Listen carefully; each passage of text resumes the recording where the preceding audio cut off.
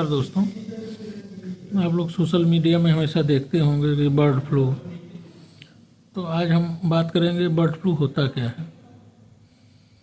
Bird flu को हम लोग एवियन इन्फ्लुएंजा कहते हैं। यह एक वायरल संक्रमण है जो मुख्य रूप से पक्षियों में पाया जाता है। यह वायरस कभी कभी मनुष्यों में भी फैल सकता है। इसका जो सबसे खतरनाक स्ट्रेन है वो H5N1 है। और भी स्ट्रेन है जैसे H7N9, H5N6, H9N2, लेकिन जो सबसे खतरनाक स्ट्रेन है दैट इज H5N1। यह मुख्य रूप से पक्षियों से फैलता है। पक्षियों के जो मल होते हैं, ड्रॉपिंग्स होती हैं, उससे जो संक्रमित पक्षी होते हैं, सभी पक्षियों से नहीं, या उनके लार से या उनके नाक या सांस से निकलने वाले जो रेस्पिरेटरी सिक्रीशंस हैं उनसे। तो मनुष्यों में इसका संक्रमण कैसे होता है? जो लोग संक्रमित पक्षी को पालते हैं उसको छूते रहते हैं। बहुत लोग कबूतर पालते हैं, कबूतर उड़ाते हैं।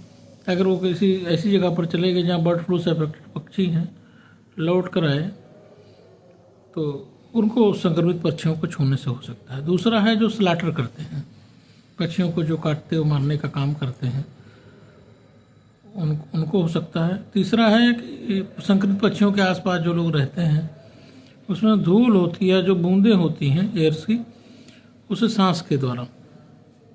इसमें ध्यान रहे, पके हुए चिकन या पका हुआ अंडा, उससे आमतौर पर बर्ड फ्लू नहीं फैलता, क्योंकि पकाने पे वायरस मर जाता है।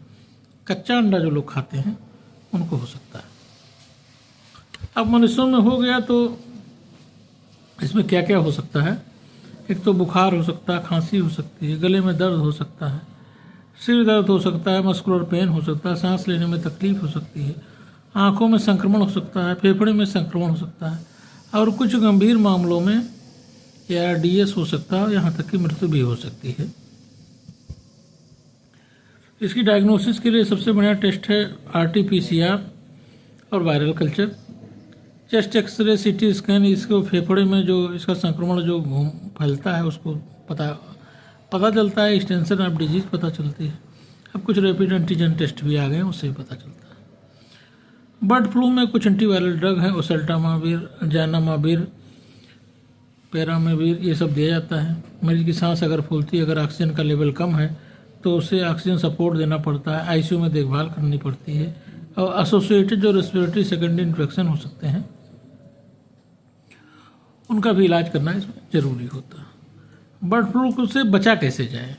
भाई बीमारी हो गई तो उसका ट्रीटमेंट बचा कैसे जाए? तो बीमार और मृत पक्षियों से दूर रहें।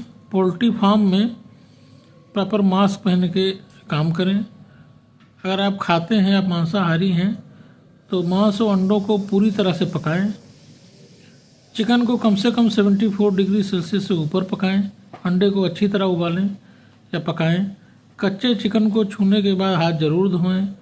जीवित पक्षियों वाले बाज़ारों से अपना घर दूर रखें। पोल्ट्री फार्म में भी बायोसेफ्टी अपनाएं।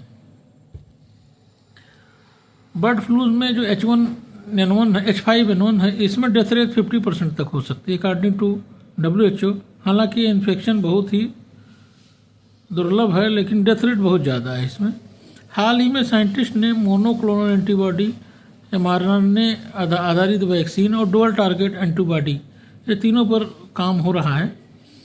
और ये इसलिए हो रहा है कि हम बेहतर तरीके से वायरस को नियंत्रित कर सकें।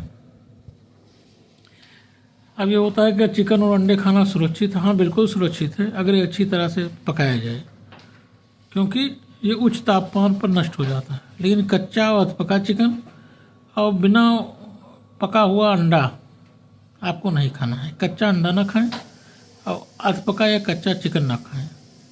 धन्यवाद।